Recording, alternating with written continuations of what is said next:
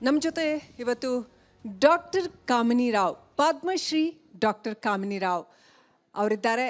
ಅವರ ಪರಿಚಯ ಖಂಡಿತವಾಗ್ಲೂ ಬೇಕಾಗಿಲ್ಲ, ಅಷ್ಟರ ಮಟ್ಟಿಗೆ ಅವರು ಅವರ ಸಾಧನೆಯ ಮುಖಾಂತರ ನಾಡಿನಾದ್ಯಂತ ದೇಶದಾದ್ಯಂತ ಹೆಸರುವಾಸಿ ಆಗಿರ್ತಕ್ಕಂಥವ್ರು. ರಿಪ್ರೊಡಕ್ಟಿವ್ ಎಂಡೋಕ್ರೈನಾಲಜಿ ವಿಚಾರದಲ್ಲಿ ಅವರ ತಜ್ಞತೆ ಇಡೀ ನಾಡಿಗೆ ತಿಳಿದಿರ್ತಕ್ಕಂಥದ್ದು. ಹಾಗೆಯೇ 2014ರಲ್ಲಿ ಪದ್ಮಶ್ರೀ ದೇಶದ ಸರ್ವೋಚ್ಚ ಪ್ರಶಸ್ತಿಗಳಲ್ಲಿ ಒಂದಾದಂತಹ ಪದ್ಮಶ್ರೀ ಪ್ರಶಸ್ತಿ ಅವರ ಮುಡಿಗೇರಿದೆ. ಸ್ತ್ರೀಯರ ಆರೋಗ್ಯ, ಲೈಂಗಿಕ ಆರೋಗ್ಯ, ಇಡೀ ಸಮಾಜದ ಆರೋಗ್ಯ. ಸ್ತ್ರೀಯರ ಆರೋಗ್ಯ, ಮಗುವಿನ ಆರೋಗ್ಯ ನೋಡೋದು ಅಂದರೆ ಅದು ಇಡೀ ಸಮಾಜದ ಆರೋಗ್ಯವನ್ನು ಕಾಪಾಡೋದು ಅಂತ. ಅಂಥ ಒಂದು ಶ್ರೇಷ್ಠ ಕೆಲಸವನ್ನು ದಶಕಗಳಿಂದ ಅರ್ಧ ಶತಮಾನಕ್ಕೂ ಹೆಚ್ಚು ಕಾಲ ಮಾಡಿರ್ತಕ್ಕಂಥವ್ರು ಡಾಕ್ಟರ್ ಕಾಮಿನಿ ರಾವ್ ಅವರು ನಮ್ಮ ನಡುವೆ ಇರ್ತಕ್ಕಂಥದ್ದು ಭಾಳ ಸಂತೋಷದ ವಿಚಾರ. ಮೇಡಮ್, ಕಾರ್ಯಕ್ರಮಕ್ಕೆ ಸ್ವಾಗತ. ಮೇಡಮ್, ಮೊದಲನೇದಾಗಿ ಇವತ್ತು ಆರೋಗ್ಯದ ವಿಚಾರದಲ್ಲಿ ಫಲವತ್ತತೆ ಅಂದರೆ ಫರ್ಟಿಲಿಟಿ ಅನ್ನೋದನ್ನು ನಾವು ನೋಡೋದಾದರೆ ಇವತ್ತು ಫಲವತ್ತತೆಯ ವ್ಯಾಖ್ಯಾನವೇ ಬದಲಾಗ್ಬಿಟ್ಟಿದೆ ಅಂತ. ಎಷ್ಟು ತಲೆ ಕೆಡಿಸ್ಕೊಳ್ತಾರೆ ಇವತ್ತಿನ ಯುವ ಜನಾಂಗ ಒಂದು ಮಗು ಮಾಡ್ಕೊಳ್ಳೋ ವಿಚಾರದಲ್ಲಿ, ಸ್ತ್ರೀಯರಲ್ಲಿ ಫಲವತ್ತತೆಯ ವಿಚಾರದಲ್ಲಿ. ಅಂದರೆ ಆ ತಲೆ ಕೆಡಿಸ್ಕೊಳ್ಳೋದ್ರಿಂದಾಗಿಯೇ ಫರ್ಟಿಲಿಟಿ ಕಡಿಮೆ ಆಗುತ್ತೆ ಅನ್ನೋಷ್ಟರ ಮಟ್ಟಿಗೆ ಅದು ಆಗಿಬಿಟ್ಟಿದೆ ಅಂತ. ಏನು ಹೇಳೋಕೆ ಬಯಸ್ತೀರಿ ಫರ್ಟಿಲಿಟಿ ವಿಚಾರದಲ್ಲಿ? ಅದನ್ನು ನಿಜ ನೀವು ಹೇಳ್ತಾ ಇರೋದು. ಬಟ್ ನಾವು ಇದು ಒಂದು ಯೋಚನೆ ಮಾಡಬೇಕು. ನಾವು 21st ಜನರೇಷನ್ ಅಂದರೆ 21st ಸೆಂಚುರಿನಲ್ಲಿರುವಾಗ ನಮಗೆ ಆದಷ್ಟು ಒತ್ತಡಗಳಿದೆ. ಏನಂತಂದರೆ ನ್ಯೂಕ್ಲಿಯರ್ ಫ್ಯಾಮ್ಲೀಸ್ ಅಂದರೆ ಜಾಯಿಂಟ್ ಫ್ಯಾಮ್ಲೀಸ್ ಇಲ್ಲ. ಸೊ ನಾವು ಎಲ್ಲನೂ ನಾವೇ ನೋಡ್ಕೊಳ್ಬೇಕು. ಕಸ ಗುಡಿಸ್ಕೊಳ್ಬೇಕು, ಮನೆ ನೋಡ್ಕೊಳ್ಬೇಕು, ಕೆಲಸನೂ ಮಾಡಬೇಕು. ಬಂದ ಮೇಲೂ ಮತ್ತು ಇದೇ ಗಂಡ ಹೆಂಡತಿ ಪ್ರಾಬ್ಲಮ್ಸು. ಸೊ ಮಾನಸಿಕ ಒತ್ತಡಗಳು ಹೆಚ್ಚಾಗಿದೆ.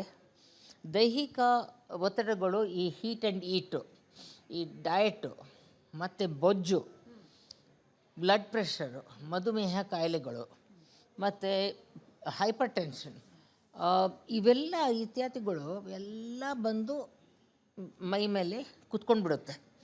ಅದೇನಾಗುತ್ತೆ, ಇವಾಗ IT ಸೆಕ್ಟರ್ ಆದರೂ ನೋಡಿ, ಮತ್ತು ಇನ್ನು ಬೇರೆ ಯಾವುದಾದ್ರು ಸೆಕ್ಟರ್ ನೋಡಿ, ಸ್ವತಃ ಅವ್ರದ್ದು ಆರೋಗ್ಯ ಬಿಟ್ಟು ಬೇರೆಯವ್ರದ್ದು. ಇವಾಗ ನೋಡಿ, ಸಾಕಷ್ಟು ಜನ ವೈಟ್ ಕೋಟ್ ಹಾಕ್ಕೊಂಡು ಕೂತಿದ್ದಾರೆ. ವೈಟ್ ಕೋಟ್ ಹೈಪರ್ ಟೆನ್ಷನ್ ನಿಮ್ಗೆ ಗೊತ್ತಾ ಏನು ಅಂತ? ಯಾಕಂದರೆ ಬೇರೆಯವ್ರ ಆರೋಗ್ಯ ನೋಡಿಕೊಂಡು ಅವ್ರ ಸ್ವಂತ ಆರೋಗ್ಯನೇ ನೋಡ್ಕೊಳ್ಳಲ್ಲ. ಹೀಗೆ ಸಮಯ ಐ ವಿಲ್ ಸಿ ಟುಮಾರೋ ಅಂತ 35 ವರ್ಷ ಕಳ್ಕೊಂಡು ಬಿಡ್ತಾರೆ. ಆವಾಗ ಬಂದಾಗೆ ಅವ್ರದ್ದು ಮೊಟ್ಟೆ ಕ್ವಾಲಿಟಿ ಅಂದರೆ ಅಂಡಾಣು ಕ್ವಾಲಿಟಿ ಕಮ್ಮಿ ಆಗಿರುತ್ತೆ. ಅದ್ರ ಮೇಲೆ ಸ್ಟ್ರೆಸ್. ಸೊ ಏನಾಗುತ್ತೆ, ಅವರೇನು ಎಲ್ಲನೂ ಟಚ್ ಆಫ್ ಅ ಬಟನ್ ಮಾಡಿಬಿಟ್ಟು ಪ್ರೋಗ್ರಾಮ್ ಈಸ್ ರೆಡಿ ಅಂತ ಹೇಳ್ತಾರೆ. ಅದೇ ಥರ ಇನ್ಫರ್ಟಿಲಿಟಿನಲ್ಲಿ ಒಂದೆರಡು ಸಲ ಟ್ರೈ ಮಾಡಿರ್ತಾರೆ, ಆಗಲಿಲ್ಲ, oh must go to the specialist. So ಅದು ಒಂದೇ ಸಲ ಆಗದೇ ಇದ್ದರೆ ಮತ್ತು ಒತ್ತಡಗಳು, ಮಾನಸಿಕವಾದ ಒತ್ತಡಗಳು, ಐ ಇನ್ಫರ್ಟೈಲ್ ಅಂತ. ಬಟ್ ಈ ರೈತರುಗಳು ಮತ್ತು ಇಲ್ಲಿ ಬೇರೆ ಎಲ್ಲನೂ ಬೇರೆ ಡಿಸ್ಟ್ರಾಕ್ಷನ್ಸ್ ಆಗಿ ನೋಡ್ತಾರೆ. ಅಂಥವೆಲ್ಲ ಏನಿಲ್ಲ. ಏನು ಒಂದು ತಿಂಗಳು, ಒಂದು ವರ್ಷದ್ಮೇಲೆ ಆಗಲಿಲ್ಲ, 2ನೇ ವರ್ಷದ್ಮೇಲೆ ಆಗುತ್ತೆ. ಆ ಥರ ತಾಳ್ಮೆ ಶಕ್ತಿ ಇಲ್ಲ. ಓಕೆ, ಅದಕ್ಕೆ ಇನ್ನೊಂದು ಕೇಳಬೇಕಂತಿದ್ದೆ ನಾನು. ಎಸ್ಪೆಷಲಿ ಅರ್ಬನ್ ಲೇಡೀಸಲ್ಲಿ ಜಾಸ್ತಿ ಈ ಸ್ಟ್ರೆಸ್ ಫ್ಯಾಕ್ಟರ್ ತುಂಬ ಮ್ಯಾಟ್ರ್ ಆಗುತ್ತೆ. ಪ್ರೆಷರು, ಎಲ್ಲರೂ ಕೆಲಸಕ್ಕೆ ಹೋಗೋರು, ಎಲ್ರಿಗೂ ಬೆಳಗ್ಗೆ ಎದ್ದಾಗಿಂದ ಅವ್ರಿಗೆ ಸ್ಟ್ರೆಸ್ ಆಗೋಕ್ಕೆ ಶುರು ಮಾಡಿದ್ರೆ ಇದು ಎಲ್ಲ ಕ್ಲಾಸ್, ಎಲ್ಲ ವರ್ಗದ ಹೆಣ್ಮಕ್ಳಿಗೂ ಇದೆ. ಶ್ರೀಮಂತರು, ಬಡವರು, ದೊಡ್ಡ ದೊಡ್ಡ ಕೆಲಸದಲ್ಲಿರೋರು, ಚಿಕ್ಕ ಚಿಕ್ಕ ಕೆಲಸದಲ್ಲಿರೋರು, ಎಲ್ಲ ಹೆಣ್ಮಕ್ಳಿಗೂ ಸ್ಟ್ರೆಸ್ ಇದೆ. ಮನೆ ಒಳಗೂ ಸ್ಟ್ರೆಸ್ಸು, ಕೆಲಸದಲ್ಲೂ ಸ್ಟ್ರೆಸ್ಸು ಅಂತ. ಸ್ಟ್ರೆಸ್ ಏನು ಇಂಪ್ಯಾಕ್ಟ್ ಮಾಡುತ್ತಲ್ಲ, ಅದು ಮಹಿಳೆ ಶರೀರದ ಮೇಲೆ ಬೇರೆ ರೀತಿ, ಪುರುಷನ ಶರೀರದ ಮೇಲೆ ಬೇರೆ ರೀತಿ, ಆ ಥರ ಏನಾದರೂ ಇದೆಯಾ? ಸ್ಟ್ರೆಸ್ಸನ್ನ ಹ್ಯಾಂಡ್ಲ್ ಮಾಡೋದ್ರಲ್ಲಿ ಇಬ್ಬರ ಕೆಪಾಸಿಟೀಸ್ ವೇರಿ ಆಗುತ್ತೆ, ಆ ಥರ ಏನಾದರೂ ಇದೆಯಾ ಅಥವಾ ಒಂದೇ? ಸ್ಟ್ರೆಸ್ ಅಂತಂದರೆ it's a very broad term ಅಂತ ಹೇಳ್ಬೋದು. ಈ ಒತ್ತಡಗಳು ನಾವು ಯಾವ ಥರ ಅದನ್ನ ಪಬ್ಲಿಕ್ಕಿಗೆ ಗಮನಿಸ್ತೀವಿ ಅದ್ರ ಮೇಲೆ ಡಿಪೆಂಡ್ ಆಗುತ್ತೆ. ಇವಾಗ ಗಂಡಸರಿಗೆ ಈ ಥರದ ಪ್ರಾಬ್ಲಮ್ ಇಲ್ಲ ಅಂತ ನಾವು ಹೇಳೋಕ್ಕಾಗಲ್ಲ. ಯಾಕಂದರೆ ಗಂಡಸರು ಹೋಗ್ಬಿಟ್ಟು ಅವ್ರ ಫ್ರೆಂಡ್ಸ್ ಜೊತೆಲಿ ಕೂತ್ಕೊಂಡು ಅವ್ರದ್ದು ಹ್ಯಾಂಕಚಿಫ್ ತೆಗೆದ್ಬಿಟ್ಟು ಅಳೋದು ಆ ಥರ ಇಲ್ಲ. ಅವರು ಸ್ವಲ್ಪ ಒಳಗಡೆನೇ ಇಟ್ಕೊಂಡ್ಬಿಟ್ಟು ಅವ್ರು ಫೀಲ್ ಮಾಡ್ತಾರೆ. Okay. Because it's only women's problem ಅಂತೆಲ್ಲ ಶುರು ಮಾಡ್ತಾಯಿದ್ರು 1990 2000 ಬಟ್ ಇವಾಗ ಸಾಕಷ್ಟು ಪ್ರಚಾರ ಆಗಿರೋದ್ರಿಂದ ಎಲೆಕ್ಟ್ರಾನಿಕ್ ಮೀಡಿಯಾ ಅಥವಾ ಪ್ರಿಂಟ್ ಮೀಡಿಯಾನಿಂದ ಸೊ ಆ ಥರ ಪ್ರಚಾರ ಆಗಿದೆ. ಸೊ ಗಂಡಸರು ಫೀಲ್ ಮಾಡಲ್ಲ ಅಂತಲ್ಲ, ಗಂಡಸರು ಫೀಲ್ ಮಾಡ್ತಾರೆ, ಬಟ್ ಅವ್ರ ಎಕ್ಸ್ಪ್ರೆಷನ್ ಹೇಗಿದೆ ಔಟ್ವರ್ಡ್ ಅದು ಬೇರೆ. ಓಕೆ. ಬಟ್ ವಿಮೆನ್ ಏನಾಗುತ್ತೆ, ಅವ್ರಿಗೆ ಇದನ್ನೇ ಒಂದು ಇಂಪಾರ್ಟೆಂಟ್. ಯಾಕಂದರೆ ಬಂಜೆತನ ಅಂತಂದರೆ ಹೆಣ್ಮಕ್ಳು. ಓಕೆ. ಆ್ಯಂಡ್ ಮುಂಚೆ ಏನು ಮಾಡ್ತಾಯಿದ್ರು, ಬೇರೆ ಬೇರೆ ಕಮ್ಯುನಿಟೀಸ್ನಲ್ಲಿ ಇವ್ರಿಗಾಗಲಿಲ್ವಾ ಬೇರೆ ಮದುವೆ ಮಾಡಿಬಿಡು, ಅದಕ್ಕೆ ನೀವು ಒತ್ತಾಯ ಮಾಡಿಬಿಟ್ಟು ಹೆಂಗಸಿಗೆ ಡಿವೋರ್ಸ್ ಕೊಡೋ ಇದೆಲ್ಲ ಮಾಡ್ತಾಯಿದ್ರು. ಈಗ ಇತ್ತೀಚೆಗೇ ಹೆಣ್ಮಕ್ಳಿಗೆ ಬರೀ ಹೆಂಗಸರದ್ದು ತೊಂದರೆ ಅಲ್ಲ, ಗಂಡಸರದ್ದು ತೊಂದರೆ ಇದೆ ಅಂತ ಬಂದ ಮೇಲೆ ಇವಾಗ ಎರಡನೇ ಮದುವೆ ಮಾಡ್ಕೊಳ್ಳೋದು ಅದೆಲ್ಲ ನಿಂತಿದೆ. ಬಟ್ ಇಬ್ರಿಗೂ ಅದು ಯಾವ ಥರ ಅದು ಔಟ್ವರ್ಡ್ ಎಕ್ಸ್ಪ್ರೆಷನ್ ಏನಿದೆ ಅದು ಡಾಕ್ಟರ್ ಅದನ್ನ ಒಂದು ಎಕ್ಸ್ಪರ್ಟ್ ಆಗಿ ನಾವು ಕಂಡು ಹಿಡಿಬೇಕು. ಸೊ ಪ್ರತಿ ಸಲ ನಾವು ಕೂತ್ಕೊಂಡ್ಬಿಟ್ಟು ಯಾವಾಗ ನೋಡಿದ್ರೂ ಸಾಕಷ್ಟು ಡಾಕ್ಟರ್ಸು ಅವರು ಇದರಲ್ಲಿ ತಪ್ಪಿದೆ. First they will see only the woman, man ಅಲ್ಲ. ಅವರು ಒಂದು 10 ಡಾಕ್ಟರ್ಸ್ ಹೋದರೆ 10 ಡಾಕ್ಟರ್ಸ್ ಫಸ್ಟು ಹೆಂಗಸೇ ನೋಡ್ತಾರೆ. ಆ್ಯಂಡ್ ದ ವುಮನ್ ಹೆಂಗಸು ಅವ್ರ ಅತ್ತೆನ ಕರ್ಕೊಂಡು ಬಂದಿರ್ತಾರೆ. ಏನಾರ ಅವ್ರ ಮಗನ ಬಗ್ಗೆ ಮಾತಾಡಿದರೆ ಏನಿಲ್ಲಮ್ಮ ಅದೆಲ್ಲ ಚೆನ್ನಾಗಿದೆ, ಏನು ಮಾತಾಡಂಗೆ ಇಲ್ಲ. ಸೊ ಈ ಥರ ಬಚಾವಾಗ್ಬಿಡ್ತಾನೆ ಅವನು. ಬಟ್ ನಮ್ಮಂಥವ್ರು ಎಕ್ಸ್ಪರ್ಟ್ಸ್ ಹತ್ರ ಅವ್ರ ಬಾಲ ಬಿಚ್ಚಕ್ಕಾಗಲ್ಲ. ಕರ್ಕೊಂಡು ಬಾ ಅಂದರೆ ಕರ್ಕೊಂಡು ಬಾ. ಆ ಟೈಮ್ನಲ್ಲಿ ನನಗೆ ಗೊತ್ತಾಗುತ್ತೆ ವೀರ್ಯದಲ್ಲಿ ವೀರ್ಯಾಣೆಗಳು ಇಲ್ಲ. ಆವಾಗ ಅವರ ತಾಯಿಗೆ ಅರ್ಥ ಆಗುತ್ತೆ ಮಗಂದು ಪ್ರಾಬ್ಲಮ್ ಇದೆ. ಅಷ್ಟರಲ್ಲಿ ಒಂದು 3-4 ವರ್ಷ ಆಗೋಗ್ಬಿಟ್ಟಿರುತ್ತೆ. Okay okay okay okay. So ಇದಕ್ಕಿಂತ ಸ್ವಲ್ಪ ಹಿಂದೆ ಬರೋಣ. ಈಗ ದಾಂಪತ್ಯದ ಮೊದಲ ಇದರಲ್ಲಿ ಇವತ್ತಿನ ಸಮಾಜನ ಅಬ್ಸರ್ವ್ ಮಾಡಿದಾಗ ಗುಡ್ ಸೆಕ್ಸ್ ಅಥವಾ ಒಂದು ಒಳ್ಳೆ ದಾಂಪತ್ಯ ಅಂತ ಇವತ್ತೇನು ಅದೇನು ಮುಜುಗರದ ವಿಚಾರ ಅಲ್ಲ. ಯಾರೇ ನೋಡಿ ಅವ್ರ ಕೈಯಲ್ಲಿ ಮೊಬೈಲ್ ಇರುತ್ತೆ, ಆ ಮೊಬೈಲಲ್ಲಿ ಎಲ್ಲವೂ ಇರುತ್ತೆ. ಅವ್ರು ಬೇಕಾಗಿರಲಿ ಬೇಡದೇ ಇರಲಿ, ಅವ್ರಿಗೆ ಹವ್ಯಾಸ ಇರಲಿ ಇಲ್ಲದೇ ಇರಲಿ, ಅವ್ರ ಕೈ ಮೊಬೈಲಲ್ಲಿ ಎಲ್ಲ ಮಾಹಿತಿ ಬರುತ್ತೆ. ಸೊ ಒಂದು ಒಳ್ಳೆ ದಾಂಪತ್ಯ ಅಂತಂದರೆ ಏನು, ಹೇಗಿರಬೇಕದು? ಯಾಕಂತಂದರೆ ಇವತ್ತು ಡಿಸ್ಟಾರ್ಷನ್ಸ್ ತುಂಬ ಜಾಸ್ತಿ. ಇವತ್ತು ಮನಸ್ಸನ್ನು ಕೆಡಿಸೋದಕ್ಕೆ ಎಷ್ಟೆಲ್ಲ ಸಂಗತಿಗಳು ಬೇಕೋ, ಮನಸ್ಸನ್ನು ಮತ್ತು ಬದುಕನ್ನು ವಿರೂಪಗೊಳಿಸೋದಕ್ಕೆ, ವಿಕ್ಷಿಪ್ತಗೊಳಿಸೋದಕ್ಕೆ ಎಷ್ಟೆಲ್ಲ ಸಂಗತಿಗಳು ಬೇಕೋ ಆ ಎಲ್ಲ ಸಂಗತಿಗಳು through mobile and through all the screens available ಇದ್ದಾವೆ. ಹಾಗಾಗಿ ಒಂದು ಆರೋಗ್ಯಕರವಾದ ದಾಂಪತ್ಯ ಹೇಗೆ ಶುರುವಾಗಬೇಕು, ಹೇಗಿರಬೇಕು ಅಂತ, ಲೈಂಗಿಕ ಜೀವನ ಎಸ್ಪೆಷಲಿ ಇದು ಫ್ಯಾಮಿಲಿ ಲೈಫ್ ಎಜುಕೇಷನ್ ಅಂತ ಹೇಳ್ತೀನಿ. ಇದು ಶುರು ಆಗಬೇಕಾದ್ರೆ ಹದಿಹರೆಯ ವಯಸ್ಸಿನಲ್ಲೇ ಇದು ಶುರು ಆಗಬೇಕು. ಅಂದರೆ ಮನೆಯಲ್ಲಿ ತಾಯಿ ತಂದೆ ಇರುವಾಗ ಅವರು ಇದನ್ನ ಶಿಕ್ಷಣ ಕೊಡಬೇಕು. ಆ್ಯಂಡ್ ಟೀಚರ್ಸ್ ಏನಿರ್ತಾರೆ ಅಲ್ಲೂ ಶಿಕ್ಷಣ ಬರಬೇಕು. ಅದು ಕಂಬೈನ್ಡ್ ಎಫರ್ಟ್ ಇರಬೇಕು. ಇದು ಟಿ ವಿನಲ್ಲಿ ಹೋಗ್ಬಿಟ್ಟು ಒಂದು ಕಾಂಡೋಮ್ ತೋರಿಸ್ಬಿಟ್ಟು ಇದೇನು ಅದಲ್ಲ ಅಂತ ಸರೋಗೇಟ್ ಮಾರ್ಕೆಟಿಂಗ್ ಮಾಡ್ತಾರೆ. ಆ್ಯಂಡ್ ಅವರು ತಂದೆ ತಾಯಿ ಮತ್ತು ಕುಟುಂಬ ಎಲ್ಲ ಸೇರಿ ಎಲ್ಲ ಕಡೆ ಒಂದು ಟಿ ವಿ ಇರಲ್ಲ, ಅಂದರೆ ಡ್ರಾಯಿಂಗ್ ರೂಮ್ನಲ್ಲಿ ಇರುತ್ತೆ. ಸೊ ಅದು ಕಾಮಸೂತ್ರ ಆ್ಯಡ್ ಏನಾರು ಬಂದ ತಕ್ಷಣ ತಂದೆ ಇರೋರು ಅದು ಟಿ ವಿ ಆಫ್ ಮಾಡಿಬಿಡ್ತಾರೆ. ಅದು ತಪ್ಪು. ಯಾಕಂದರೆ ಯಾವಾಗ ನಾವು ಅದು ಗುಪ್ತವಾಗಿ ಇಡ್ತೀವಿ ಅಷ್ಟೇ ಕುತೂಹಲ ಇರುತ್ತೆ ಮಕ್ಕಳಿಗೆ, ಅದು ಏನು ಯಾಕೆ ಹಿಂಗೆ ಮಾಡ್ತಾರೆ. ದೆನ್ ಬೇರೆ ದಾರಿನಿಂದ ಅದು ಇನ್ಫಾರ್ಮೇಷನ್ ತೊಗೊಳಕ್ಕೆ ಶುರು ಮಾಡ್ತಾರೆ. ಅದು ಸ್ಟಾಪ್ ಆಗಬೇಕು. ಎರಡನೇದೇನು ಅಂತಂದರೆ ಅದು ಫ್ಯಾಮಿಲಿ ಲೈಫ್ ಎಜುಕೇಷನ್. ಮುಂಚೆ ಗೌರ್ಮೆಂಟ್ ಏನು ಮಾಡಿದ್ರು, ಸೆಕ್ಸ್ ಎಜುಕೇಷನ್ ಅಂತ ಮಾಡಿದರು. ದೆನ್ ಮಕ್ಕಳು ಈ ಗಂಡಸರು ಹೆಂಗಸರು ಎಲ್ಲನೂ ಸೇರಿಸ್ಕೊಂಡ್ಬಿಟ್ಟು ಅದು ಸ್ಟಾರ್ಟ್ ಮಾಡಿದ್ರು. But they wanted to know only intercourse ಬಗ್ಗೆ. But there is so much more beyond intercourse. ಅದ್ರ ಏನು ಮಾಡಿದ್ರು, ಅವ್ರು ಓನ್ಲಿ ಇಂಟರ್ಕೋರ್ಸ್, ಅದು ಬೇರೆ ಏನಾದ್ರು ತೋರಿಸೋದಕ್ಕೋಸ್ಕರ ಏನಾರು ಹೇಳಿದರೆ ಹೈಜೀನ್ ಬಗ್ಗೆ ಮತ್ತು how you keep your body proper and masturbation ಬಗ್ಗೆ ಅದೆಲ್ಲ ಅಂತಂದರೆ they took it very lightly. So teachers also maturity ಬೇಕು ಇದು ಹೇಳಬೇಕಾದ್ರೆ. ಅಂದರೆ ಸೀರಿಯಸ್ನೆಸ್ ಇರಬೇಕು, ಮೆಚುರಿಟಿ ಇರಬೇಕು. ಗೇಲಿ ಮಾಡ್ತಾರೆ ಮಕ್ಕಳು. ಅದು ಯಾವ ರೀತಿನ ಅದನ್ನ ಆ ಕೊಂಕು ಬುದ್ಧಿನ ಸ್ಟ್ರೇಟ್ ಮಾಡಬೇಕು ಅದನ್ನು ಬರಬೇಕು. ಓಕೆ. ಸೊ ಟೀಚರ್ ಆ್ಯಂಡ್ ಸ್ಟೂಡೆಂಟ್ನಲ್ಲಿ ಓಪನ್ ಆಗಿ ಮಾತಾಡಬೇಕು ಅಂತ ಹೇಳ್ತೀವಿ. ಮಾಡಬೇಕು. ಆ್ಯಂಡ್ ಡಾಕ್ಟರ್ಸ್ನು ಬಂದ್ಬಿಟ್ಟು ಮಾಹಿತಿ ಕೊಡಬೇಕು, ಯಾಕಂದರೆ ಒಂದು ಡಿಗ್ನಿಟಿ ಕೊಡಬೇಕು ಈ ಸಬ್ಜೆಕ್ಟಿಗೆ. ಕರೆಕ್ಟ್, ಡೆಫಿನೆಟ್ಲಿ ಅದ್ಭುತವಾದ ಮಾತು ಹೇಳಿದ್ರು ಮೇಡಮ್. ಈ ಸಬ್ಜೆಕ್ಟ್ಗೆ ಒಂದು ಡಿಗ್ನಿಟಿ ಕೊಡಬೇಕು ಅಂತ. ಅದಕ್ಕೆ ಸಂಬಂಧಪಟ್ಟ ಹಾಗೆ ಇರುವಂಥ ಪ್ರಶ್ನೆ ಮೇಡಮ್, ಇವತ್ತು ಎಷ್ಟೊಂದು social media is filled with all these myths regarding sex and the pleasure derived out of it. ಏನು ಸಂತೋಷ ಸಿಗತ್ತೆ ಅದರಲ್ಲಿ ಅನ್ನೋದರ ಕುರಿತಾಗಿ ಅದೆಷ್ಟು ವೈಭವೀಕರಣ ಇದೆ ಅಂತಂದರೆ, ಅದೆಷ್ಟು ಫ್ಯಾಂಟಸಿ ಇದೆ ಅಂತಂದರೆ, ಅದೆಷ್ಟು ತಪ್ಪು ಕಲ್ಪನೆಗಳಿದೆ ಅಂತಂದರೆ ಅಸಹ್ಯ ಆಗುತ್ತೆ ನೋಡಿದ್ರೆ. ಹೌದಾ, ಹೀಗೆಲ್ಲ ಹ್ಯೂಮನ್ ಲೈಫ್ ಇರೋದಕ್ಕೆ ಸಾಧ್ಯನಾ? Is it human to be like this ಅಂತ ಅನಿಸುತ್ತೆ. ಆ ಥರದ ಒಂದು ಮಾರ್ಕೆಟ್, ಒಂದು ಇಂಡಸ್ಟ್ರಿನೇ ಆಗಿಬಿಟ್ಟಿದೆ ಅದು. ಮತ್ತು ಸೋಷಿಯಲ್ ಮೀಡಿಯಾದಲ್ಲಿ ತುಂಬ ಕಾಮನ್ ಆಗಿಬಿಟ್ಟಿದೆ. And that is driving our youth.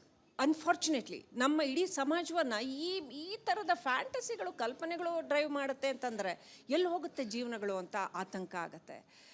So ಅದಕ್ಕೆ ನೀವು ಹೇಳಿದಾಗೆ ಒಂದು ಡಿಗ್ನಿಟಿ, ಬದುಕಿಗೆ, ಲೈಂಗಿಕತೆಗೆ, ಜೀವನಕ್ಕೆ ಒಂದು ಡಿಗ್ನಿಟಿ ಕೊಡಬೇಕು ಅಂತ ಹೇಗೆ ಮಾಡ್ಬೋದು ಅದನ್ನು ಅಂತ. ಇವಾಗ ನಾವು sex is not only a bedroom talk. Correct. ಇದು ಬೋರ್ಡ್ ರೂಮಿಗೆ ಬರಬೇಕು ಆ್ಯಂಡ್ ಸರಿಯಾಗಿ ಇಂಪಾರ್ಟೆನ್ಸ್ ಕೊಡಬೇಕು, ಸೀರಿಯಸ್ನೆಸ್ ಕೊಡಬೇಕು.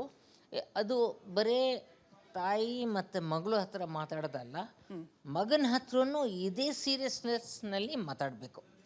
ಪೀರಿಯಡ್ಸ್ ಬಂದರೆ ಏನು, ವಾಯ್ಸ್ ಚೇಂಜ್ ಅಂದರೆ ಏನು, ಯಾಕೆ ಬರುತ್ತೆ, ಇದು ಹೇಗೆ ಇಂಪಾರ್ಟೆನ್ಸ್ ಆಗುತ್ತೆ.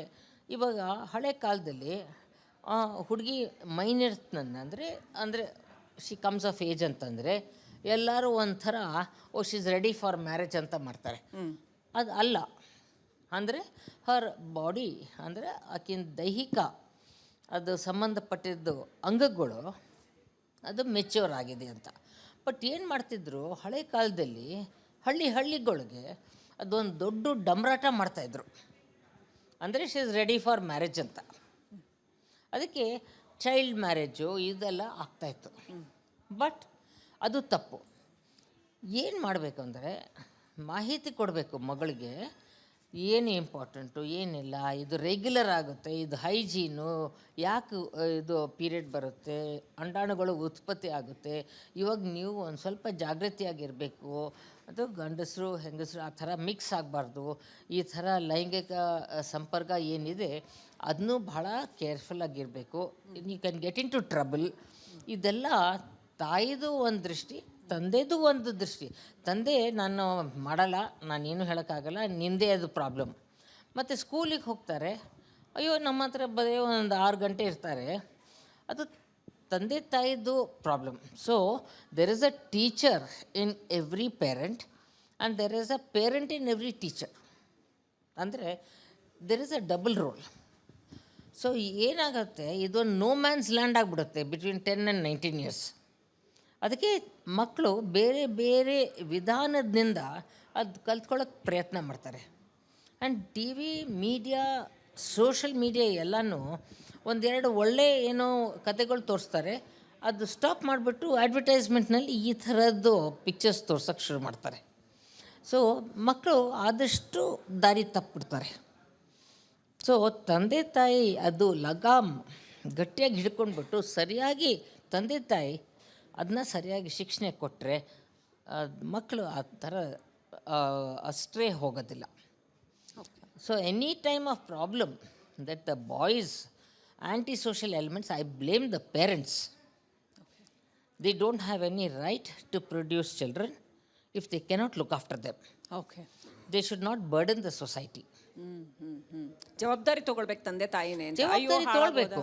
ಸೊಸೈಟಿ ಮೇಲೆ ಅದನ್ನೆಲ್ಲ ತೊಂದರೆಗಳೆಲ್ಲ ಹಾಕಬಾರ್ದು. ಓಕೆ. ಆ್ಯಂಟಿ ಸೋಷಿಯಲ್ ಎಲಿಮೆಂಟ್ಸ್. ಓಕೆ ಮೇಡಮ್, ನನಗೆ ಗೊತ್ತಿಲ್ಲ ಈ ಪ್ರಶ್ನೆ ಕೇಳಬೇಕೋ ಬೇಡವೋ ಅಂತ, ಬಟ್ ಸಮಾಜದ ಹಿತದೃಷ್ಟಿಯಿಂದ ನಾವು ಜರ್ನಲಿಸ್ಟ್ಗಳು ಸಮಾಜದ ಆರೋಗ್ಯವನ್ನೇ ಗಮನಿಸೋರಾದ್ರಿಂದ ನನಗನ್ಸುತ್ತೆ ಇದನ್ನು ಕೇಳಬೇಕು ಅಂತ.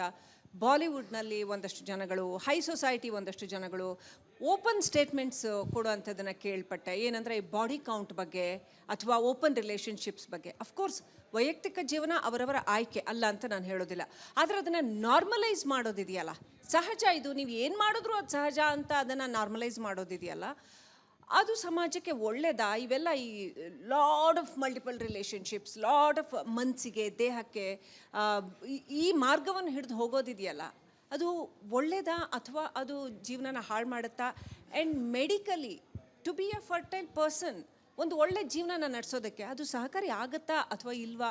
ಏನು ಹೇಳ್ತೀರಾ? See, I think it is a very pragmatic question, and everyone has a right to lead their lives. Okay. ನಾನು ಅದಕ್ಕೆ ಒಪ್ಕೊಳ್ತೀನಿ. ಬಟ್ ಅದನ್ನ ನೀವು ತೊಗೊಂಡ್ಬಿಟ್ಟು ಬೇರೆಯವ್ರ ಮೇಲೆ ಇದನ್ನ ಇದು ಇನ್ಫ್ಲೂಯೆನ್ಸ್ ಮಾಡೋದು ಅದು ತಪ್ಪು. ಓಕೆ. ಒಂದು you can give choices. Finally ಯಾವ ಜನಕ್ಕೆ ನೀವು ಚಾಯ್ಸಸ್ ಕೊಡ್ತೀರಾ ಅವರು ಯಂಗ್ ಇಂಪ್ರೆಷನಬಲ್ ಏಜ್ನಲ್ಲಿರ್ತಾರೆ. So it is the parents, ತಂದೆ ತಾಯಿದು ರೆಸ್ಪಾನ್ಸಿಬಿಲಿಟಿ ಆ್ಯಂಡ್ ಪೇರೆಂಟಲ್ ಕಂಟ್ರೋಲ್. ಮುಂಚೆಯಿಂದ the problem is a deep rooted problem. It's a big problem. ಒಂದೇ ಒಬ್ಬರನ್ನ ನಾವು ರೆಸ್ಪಾನ್ಸಿಬಲ್ ಮಾಡೋಕ್ಕಾಗಲ್ಲ. ಬಿಕಾಸ್ ಬಾಲಿವುಡ್ ಏನು, it's all about society, it's all about trending, it's all about what sells. Finally ಇದೇನು ಬರುತ್ತೆ, ಬಿಸ್ನೆಸ್ಸಿಗೆ ಬರುತ್ತೆ. Correct. Money and what ever cells. ಬಟ್ಟೆ ಹಾಕ್ಕೊಂಡ್ರೂ ಸೆಲ್ ಆಗುತ್ತೆ, ಬಟ್ಟೆ ಹಾಕದೇ ಇದ್ರೂ ಸೆಲ್ ಆಗುತ್ತೆ. ಯಾವ್ದು ಜಾಸ್ತಿ ಸೆಲ್ ಆಗುತ್ತೆ ಅದನ್ನೇ ಮಾರಾಟ ಮಾಡ್ತಾರೆ. ಸೊ ಅದನ್ನ ನಾವು ಸ್ಟಾಪ್ ಮಾಡೋಕ್ಕೂ ಆಗಲ್ಲ.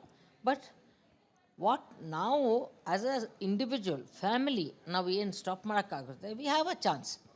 ಬಟ್ ಏನಾಗುತ್ತೆ, ವಿತ್ ಅ ಡಬಲ್ ಇನ್ಕಮ್, ತಾಯಿನೂ ಕೆಲಸ ಮಾಡ್ತಾ ಇರ್ತಾಳೆ, ತಂದೆನೂ ಕೆಲಸ ಮಾಡ್ತಾ ಇದ್ದಾರೆ. ಬಟ್ ತಾಯಿ ಏನು ಹೇಳ್ತಾರೆ, ನಾನು ಅಲ್ಲಿ ಮನೆಯಲ್ಲೂ ಕೆಲಸ ಮಾಡಬೇಕು, ನಾನು ಅಲ್ಲಿನೂ ಮಾಡಬೇಕು. ಸೊ ತಂದೆನೂ ಒಂದು ರೆಸ್ಪಾನ್ಸಿಬಿಲಿಟಿ ತೊಗೊಳ್ಬೇಕಾಗುತ್ತೆ. ಸೊ ತಂದೆ ಹೇಳ್ತಾರೆ, ನೋಡು ಇದೆಲ್ಲ ತಾಯಿ ಹೇಳಬೇಕು, ತಾಯಿ ಹಾಲು ಕುಡಿಸ್ತಾರೆ, ಮಕ್ಕಳೆಲ್ಲ ತಾಯಿ ಜೊತೆಲೇ ಇರ್ತಾರೆ. ಸೊ ಅದಕ್ಕೋಸ್ಕರ ಆ ಮಕ್ಕಳು ನಾನು ಏನಾರ ಮಾಡಿದ್ರೂ ಮತ್ತೆ ಓಡ್ತಾರೆ ತಾಯಿ ಹತ್ರ ಫಾರ್ ಕನ್ಫರ್ಮೇಷನ್. ಸೊ ಅದರಿಂದ ತಾಯಿನೇ ಮಾಡಬೇಕು ಅಂತ. ಸೊ ಇದು ಗಂಡ ಹೆಂಡತಿ ಜಗಳದಲ್ಲಿ ಆ ಮಗು ಬಡವಾಗುತ್ತೆ. ಇದೇ ಅಡ್ವಾಂಟೇಜ್ ಮಗು ತೊಗೊಳುತ್ತೆ. ಅವ್ರು ಇಲ್ಲದೇ ಇದ್ದಾಗೆ ಸ್ಟಾರ್ಟ್ ಮಾಡ್ತಾರೆ ನೋಡೋಕ್ಕೆ social media. That is an easy stress busting ಅಂತ ಹೇಳ್ಬೋದು. ಸೊ ಏನಾಗುತ್ತೆ, ತಂದೆ ತಾಯಿ ಇಬ್ಬರೂ ಕೆಲಸದಲ್ಲಿ ಬ್ಯುಸಿ ಇದ್ದಾಗೆ ತಂದೆ ತಾಯಿದು ಗಿಲ್ಟು gets transformed into getting all these kind of gadgetry. Plus mobile, costly mobiles, internet. ಅದು ಆ ಇಂಟರ್ನೆಟ್ಟು ಒಳ್ಳೇದಕ್ಕೆ ಯೂಸ್ ಮಾಡಲ್ಲ ಮಕ್ಕಳು, ಬಿಕಾಸ್ ಅದರಲ್ಲಿ ಸ್ವಲ್ಪ ಬುದ್ಧಿ ಉಪಯೋಗಿಸ್ಬೇಕಾದ್ರೆ. ಇವೆಲ್ಲ ಇಂಥವೆಲ್ಲ ಹಾಲಿವುಡ್, ಬಾಲಿವುಡ್ ಇದಂತೆಲ್ಲ ಸೋಷಿಯಲ್ ಮೀಡಿಯಾ ಎಲ್ಲ ಇದು ಆ್ಯಪ್ಸ್ ಎಲ್ಲ ಹಾಕ್ಕೊಂಡ್ಬಿಡ್ತಾರೆ. ತಂದೆ ತಾಯಿಗೆ ಇದೆಲ್ಲ ಗೊತ್ತಾಗಲ್ಲ. ಬಟ್ ಏನಾಗುತ್ತೆ, ಎಲ್ಲದಕ್ಕೂ ಒಂದು ನೆಪ ಕೊಡ್ತಾರೆ. ನೆಪ is not going to solve the problem. Deep rooted problem has to be ಬುಡದಿಂದ ತೆಗಿಬೇಕು ನಾವು. ಹೇಗಂದರೆ, ಎಷ್ಟು ದುಡ್ಡು ನೀವು ಸಂಪಾದಿಸಿದ್ರೂ ತಂದೆ ತಾಯಿ, ಮಕ್ಕಳು ನೀವು ಈ ಭೂಮಿ ಮೇಲೆ ತಂದರೆ ಯು ಆರ್ ರೆಸ್ಪಾನ್ಸಿಬಲ್. ಇಲ್ಲೋದ್ರೆ ಮಕ್ಕಳೇ ಮಾಡಬೇಡಿ. ಮಕ್ಕಳು ಇಂಥವನ್ನ ತಂದುಬಿಟ್ಟು ಅವ್ರಿಗೆ ಟೈಮ್ ಕೊಡದೇ ಇದ್ದರೆ ಮಕ್ಕಳಾದರೂ ಏನು ಮಾಡ್ತಾರೆ, ದೇ ಆರ್ ವೆರಿ ಕ್ಯೂರಿಯಸ್.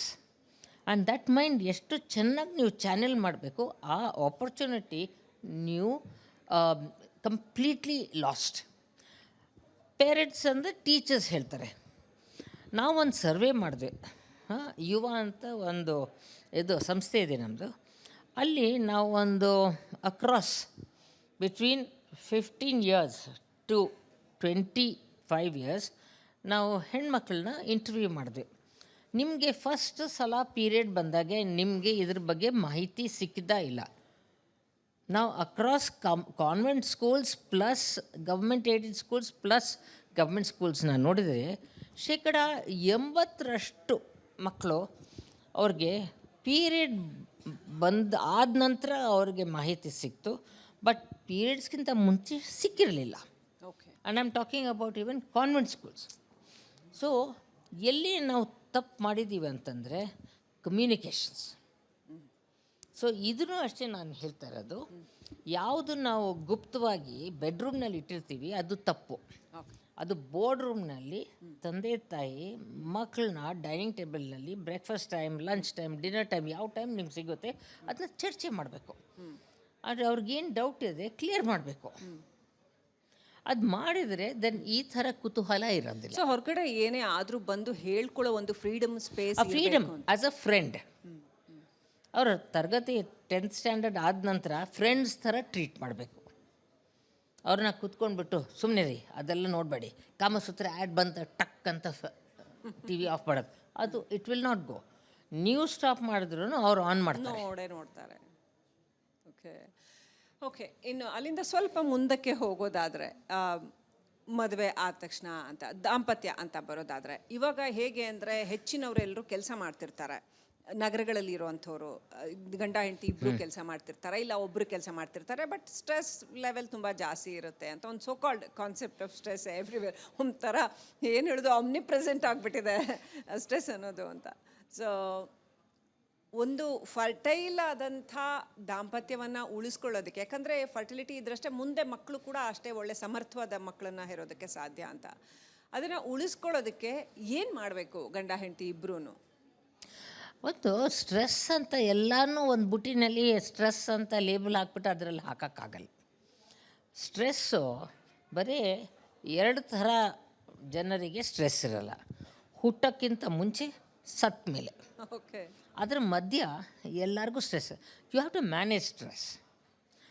ಅದರದ್ದು ಅರ್ಥ ಏನು ಅಂತಂದರೆ, ಒಂದು ನಮ್ಮ ಇನ್ಫರ್ಟಿಲಿಟಿ ಅಂದರೆ ಬಂಜೆತನಕ್ಕೆ ಅದು ಕೆಲವು ನಮ್ಮದು ಆರೋಗ್ಯ ನೋಡ್ಕೊಳ್ಬೇಕು. ಅಂದರೆ ಮದುವೆ ಆಗೋಕ್ಕಿಂತ ಮುಂಚೆ ಹದಿಹರೆಯ ವಯಸ್ಸಿನಲ್ಲಿ ಒಂದು ಪೀರಿಯಡ್ಸಿಂದ ನೋಡ್ಕೊಳ್ಬೇಕು. Then you must look at ಒಂದು ಬೊಜ್ಜಿರಬಾರ್ದು, ಚೆನ್ನಾಗಿ ಎಕ್ಸಸೈಸು, ಆರೋಗ್ಯ, ಮತ್ತು ಮಧುಮೇಹ ಕಾಯಿಲೆ, ಮತ್ತು ಇದು ಬ್ಲಡ್ ಪ್ರೆಷರು, ಇವನ್ನೆಲ್ಲ ನಾವು ಕಂಟ್ರೋಲ್ ಮಾಡಬೇಕು. ಇವಾಗ ಸಾಕಷ್ಟು ಮಕ್ಕಳು ಇವಾಗ 1 in 3 ಅಂತ ಹೇಳ್ಬೋದು, ಈ ಪಾಲಿಸಿಸ್ಟಿಕ್ ಓವೇರಿಯನ್ ಸಿಂಡ್ರೋಮ್ ಅಂತ ಹೇಳ್ತಾರೆ. ಇದೇನಿಲ್ಲ, ಇದು ಲೈಫ್ ಸ್ಟೈಲ್ ಪ್ರಾಬ್ಲಮ್. ಅಯ್ಯೋ ನನ್ನ ಮಕ್ಕಳಿಗೆ ಒಂದು ಓವರಿನಲ್ಲಿ ಪಾಲಿಸಿಸ್ಟಿಕ್ ಇದೆ, ಇನ್ನೊಂದು ಓವರಿನಲ್ಲಿ ಇಲ್ಲ. ಇಟ್ಸ್ ಅ ಸಿಸ್ಟಮಿಕ್ ಪ್ರಾಬ್ಲಮ್, ತಿಳಿತಾ? ಸೊ ಏನಾಗುತ್ತೆ, ಅವರು ಬಿಝರ್ಕ್, ತಲೆನೇ ಕೆಟ್ಟೋಗ್ಬಿಡುತ್ತೆ ಪಾಲಿಸಿಸ್ಟಿಕ್ ಅದು. ನಾನು ಅಂದೆ, ನೋಡಮ್ಮ, ಪಾಲಿಸ್ಟಿಕ್ ಅಂದರೆ ನೀವೇನು ಗಾಬರಿ ಆಗಬೇಡ, ಆಗ ಎಲ್ಲ heat and heat junk food ಎಲ್ಲ ತೆಗೆದುಹಾಕಿ ಮನೆಯಲ್ಲಿ ಚೆನ್ನಾಗಿ ಅಡುಗೆ ಮಾಡ್ತಾರಲ್ಲ, ಫ್ರೆಶ್ ವೆಜಿಟೇಬಲ್ಸ್, ಅದನ್ನ ಕೊಡಿ. ಆ್ಯಂಡ್ ಚೆನ್ನಾಗಿ ಎಕ್ಸಸೈಸ್ ಮಾಡಿರಿ. ಸುಮ್ಮನೆ ಎಕ್ಸಸೈಸ್ ಅಂದ್ರೇನು ವಿಡಿಯೋ ಗೇಮ್ಸ್ ಆಡೋದು, ಇದು ಮಾಡೋದು, ಅದು ಮಾಡೋದು ಅಂತಾರೆಲ್ಲ ಆಗಲ್ಲ. ಚೆನ್ನಾಗಿ ಎಕ್ಸಸೈಸ್ ನಾವು ಹೇಗೆ ಮಾಡ್ತೀವಿ ಅಲ್ಲಿ PT ಅಂದರೆ ಫಿಸಿಕಲ್ ಎಕ್ಸಸೈಸ್ ಅದು ಮಾಡಿ. ಸೆಕೆಂಡ್ ಏನಂದರೆ, ಈ ಬೊಜ್ಜು ಮತ್ತು ಕೂದಲು, ಮೈ ಕೂದಲು, ಅದನ್ನೆಲ್ಲ ಏನಂದರೆ it's all related to this problem. So ಅದನ್ನ ನಾವು ಸರಿ ಮಾಡಬೇಕು. ಮೂರನೇದು ಏನಂತಂದರೆ, ಅದರಲ್ಲಿ ಇದು ಪೀರಿಯಡ್ಸ್ ರೆಗ್ಯುಲಾರಿಟಿ ಏನಿದೆ ಅದನ್ನು ನೋಡಬೇಕಾಗುತ್ತೆ. ಮತ್ತು ಅಂಡಾಶಯದಲ್ಲಿ ಆ ಸಂಖ್ಯೆ ಎಷ್ಟಿದೆ, ಮೊಟ್ಟೆ ಸಂಖ್ಯೆ, ಅದು AMHನಲ್ಲಿ ಗೊತ್ತಾಗುತ್ತೆ, ಆ್ಯಂಟಿ ಮುಲೇರಿಯನ್ ಹಾರ್ಮೋನ್. ಇದನ್ನ ನೋಡ್ಬೇಕು ನಾವು, ಅದು ಸರಿ ಇದೆಯಾ ಇಲ್ಲ. ಯಾವ ಸಮಯದಲ್ಲಿ ಮಾಡಬೇಕು ಅಂತಂದರೆ, usually when they get married ಅಥವಾ ಪೀರಿಯಡ್ಸ್ ರೆಗ್ಯುಲರ್ ಎಲ್ಲನೂ ಸರಿ ಇದ್ದರೆ then we don't have to look. ಬರೀ ಸ್ಕ್ಯಾನ್ನಲ್ಲಿ ಗೊತ್ತಾಗುತ್ತೆ ನಮಗೆ. ಅಂದರೆ ಮೊಟ್ಟೆದು ಸಂಖ್ಯೆ ಎಷ್ಟಿರ್ಬೋದು 2 ಅಂಡಾಶಯದಲ್ಲಿ. ಇನ್ನೊಂದು ಏನಂತಂದರೆ, ಗಂಡಸರದು ವೀರ್ಯನ ಚೆಕ್ ಮಾಡಬೇಕು. ಬರೀ ನಾವು ಉದ್ರಿಕೆ ಆಗುತ್ತೆ, ಸ್ಖಲನ ಆಗುತ್ತೆ ಅಂತಂದ ತಕ್ಷಣ ಅವರು ಫರ್ಟೈಲ್ ಅಂತ ಹೇಳೋಕ್ಕಾಗಲ್ಲ. ವೀರ್ಯದೂ ನೋಡಬೇಕಾಗುತ್ತೆ, ಅದರದ್ದು ಎಷ್ಟು ಇದು ಸಂಖ್ಯೆ ಇದೆ, ಮತ್ತು ಅದರದ್ದು ಮಾರ್ಫಾಲಜಿ ಹೇಗಿದೆ, ಅದು ಚಟುವಟಿಕೆ ಹೇಗಿದೆ, ಎಲ್ಲನೂ ನೋಡ್ಬೇಕು ನಾವು. ಅದೆಲ್ಲನೂ ಸರಿ ಇದ್ರೂ ದೆನ್ ಅಟ್ಲೀಸ್ಟ್ ಡಾಕ್ಟರ್ಸ್ನಿಂದ ನಾವು ಕೈನಲ್ಲಿ ಹಾಕಿ ತಥಾಸ್ತು ತೀರ್ಥ ಹಾಕ್ಬಿಟ್ಟು ಎಲ್ಲನೂ ಸರಿ ಇದೆ, ತಥಾಸ್ತು ನಿಮಗೆಲ್ಲ ಆಗುತ್ತೆ ಅಂತಂದರೆ ಅದೇ ಅವ್ರದ್ದು ಲೈಂಗಿಕ ಇದು ಪ್ರಾಬ್ಲಮ್, ಅದು ಭಾಳ ಖುಷಿಯಾಗಿ ಹೋಗ್ತಾರೆ. ಯಾಕಂದರೆ ನಾವೊಂದು ಛಾಪ ಹಾಕಿರ್ತೀವಿ ಅದ್ರ ಮೇಲೆ, ಎಲ್ಲ ಸರಿ ಇದೆ. ಯಾಕಂದರೆ ಎಲ್ಲ ಏನೇನು ಗೊಂದಲಗಳು ಇರುತ್ತೆ ಅದೆಲ್ಲ ಆಚೆ ಕಡೆ ಬರುತ್ತೆ. ನಾವು ಅದನ್ನ ಹೇಳಬೇಕು ಅವ್ರಿಗೆ. ಅವ್ರು ಪೂರ್ತಿ 10 ವರ್ಷ ಆದಮೇಲೆ ಬಂದು ಅವ್ರು ಸೆಕ್ಸೇ ಮಾಡಿರಲ್ಲ, ಅವ್ರು ಹೇಳ್ತಾರೆ, ಅಯ್ಯೋ ಸೆಕ್ಸ್ ಮಾಡಬೇಕಾ, ಇಂಥವರು ಜನ ಇದ್ದಾರೆ. ಅವ್ರಿಗೆ ನಾವು ಹೇಳಿದ ಮೇಲೆ, ನೋಡಮ್ಮ ಇದು ಮಾಡಬೇಕು. ಆ್ಯಂಡ್ ಅವ್ರಿಗೇನಂದರೆ ಅವ್ರ ಅರ್ಥ ಏನು ನೋಡಿ, ಇದು ಶಿಶ್ನ ಯೋನಿನಲ್ಲಿ ಹೋಗ್ಬೇಕಂತೆಲ್ಲ ಹೇಳಿದರೆ ಆಯಪ್ಪ ಬೆರಳೆ ಅದು ಶಿಶ್ನ ಅಂತ ತಿಳ್ಕೊಂಬಿಟ್ಟು ಇದು ಯೋನಿ ಅಂತಂದರೆ ಇದು ಅವನು ಇಷ್ಟೇ ಮಾಡ್ತಾ ಇದ್ದಾನೆ, ಬಟ್ ಆ್ಯಕ್ಚುಲ್ ಶಿಶ್ನ ಮಾಡಿಲ್ಲ. ಅಂದರೆ ಅಷ್ಟು ದಡ್ರು ಇರ್ತಾರೆ. ದಯವಿಟ್ಟು ತಿಳ್ಕೊಳ್ಳಿ, ಅವರೆಲ್ಲನೂ ಶಾಣ್ಯರು ಅಂತಲ್ಲ. ಸೊ ಅದಕ್ಕೆ lots of counselling has to take place. 10-12 ವರ್ಷ ಮದುವೆ ಆದ್ರೂ ಅದಾಗಿರಲ್ಲ. ಸೊ ಡಾಕ್ಟರ್ಸ್ನೂ ಅಷ್ಟೇ, ಅವ್ರು ಬಂದ ತಕ್ಷಣ ಅವ್ರ ಮಾತು ಕೇಳದೆ ಅವ್ರಿಗೆ ಬರೀ ಟೆಸ್ಟ್ ಮಾಡೋದು ಬೇಡ. ಅವ್ರ ಹತ್ರ ಕೂತ್ಕೊಂಡು ಮಾತಾಡಬೇಕು like a family physician. Then ನಮ್ಗೆ ಅರ್ಥ ಆಗುತ್ತೆ. ಅವ್ರು ಸೆಕ್ಸೇ ಮಾಡದೇ ಇದ್ದರೆ ಅವ್ರ ಬ್ಲಡ್ ಟೆಸ್ಟ್ ತೊಗೊಂಡು ಏನು ಮಾಡ್ತೀವಿ.